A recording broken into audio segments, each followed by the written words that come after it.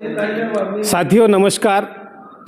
हम हैं वाड़ी क्षेत्र में और अभी बजे है रात का 1 और रात के 1 बजे यहाँ पे हमें एक न्यूज़ मिली है कि यहाँ पर ईवीएम मशीन की रखवाली के लिए सभी संगठन के कार्यकर्ता, सभी पार्टियों के कार्यकर्ता यहाँ पर उपस्थित है। तो हमें जब पता चला इसीलिए हम यहाँ पर पहुँचे और यहाँ पर सभी लोग बैठे हुए हैं। तो उनसे बात करने के लिए हम यहाँ पर पहुँचे हैं कि उनका इस विषय पर क्या कहना है, क्यों वो रात भर जाग रहे हैं। आज अख्ख्या भारतामध्ये म्हणाल तर हे BJP सरकार आहे आणि हे मनुवादी सरकार आहे।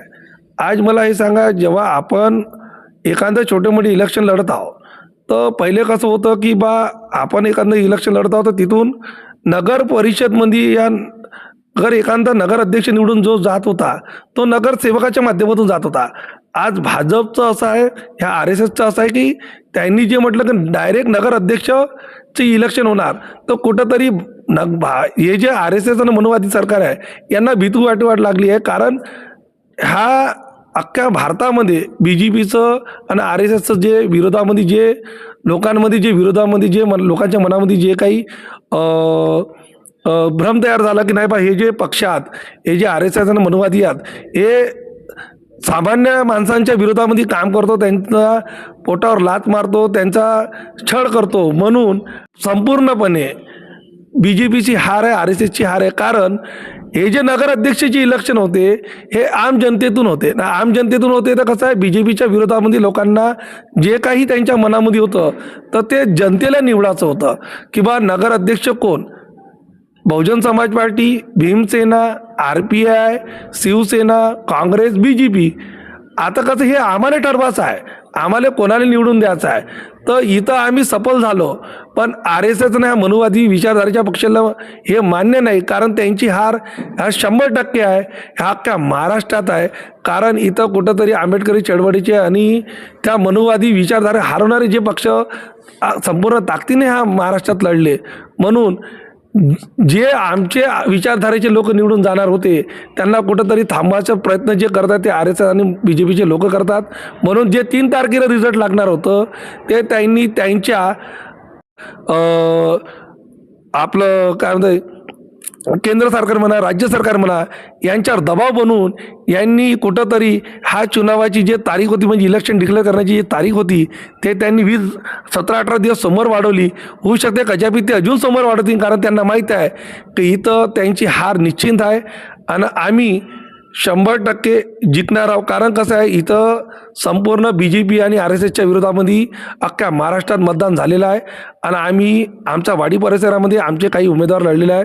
जसे माझी ताई आहे मनीषाताई राऊत, हे काँग्रेसमधून लढलेली आहे।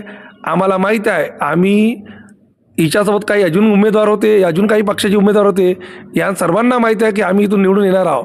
पण RSS आणि BJPच्या लोकांना माहीत आहे की यांना कुठंतरी थांबायचं आहे, म्हणून ते लोक इथं दिवसांदिवस वाढवतील आणि त्या आंबेडकरी विचारधारेच्या या त्या संविधानाला मानणाऱ्या लोकांना कसं थांबवायचं आहे ते त्यांच्या जे काही त्यांचे समीकरण असतील या त्यांचे जे काही विचारधारा असतील त्याच्या माध्यमातून ते आम्हाला थांबवण्याचा प्रयत्न करतील। पण आम्ही थांबणार नाही, कारण आम्ही ह्या नगर परिषदमध्ये ठामपणे गेल्या 7-8 दिवसापासून आम्ही बसलेले आहोत।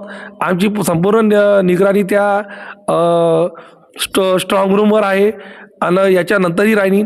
कारण कसं आहे, आम्ही वारंवार ह्या नगर परिषदेला आम्ही निवेदन देऊ चुकलो आहोत की आम्हाला तुम्ही झांबर लावून द्या, आम्हाला अजून काही जे गव्हर्नमेंट म्हणजे शासकीय यंत्रणे मिळाले पाहिजे ते मिळाले पाहिजे, ते आम्हाला मिळाले नाही।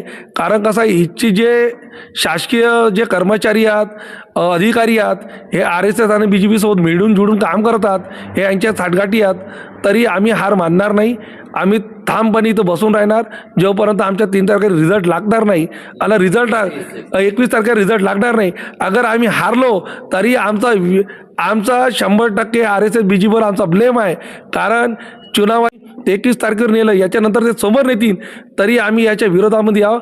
कारण प्रशासन आणि त्याचे अधिकारी हे RSS आणि BJP सोबत मिळले जुळलेले आहात, हे एकाच माड्याचे दोन मणी आहात.